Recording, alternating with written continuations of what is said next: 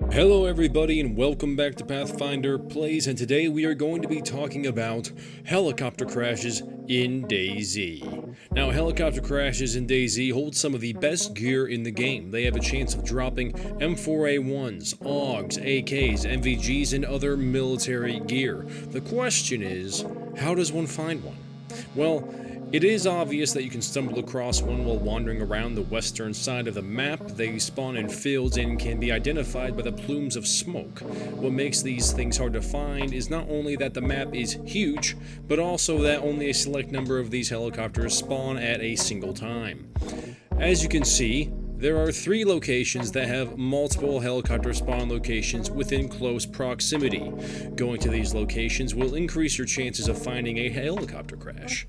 The first one is near Pavlovo. This location is especially special because not only do you have 10 possible spawning sites, you also have the military base as well. The second area is the Zabo area, which is encompassed by 8 different helicopter spawn sites. And finally, the third site is centralized around Pulkovo with 7 different spawn locations. Now that you know where the highly concentrated spawn locations are, the question is now, what is the most efficient way of finding them? You have 3 options. The first option is what I mentioned earlier. You stumble across them on accident while just wandering around the western map. The second option is you actually go to these locations and just run from point to point as shown here. That one is promising and effective, but it could take some time. The last option could be obvious, but you can look for a high point and see if you can view large plumes of smoke in a distance.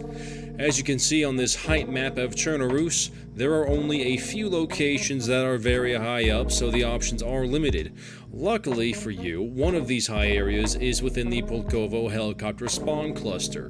Green Mountain, one of the highest points, if not the highest point in the game, allows you to see very far distances.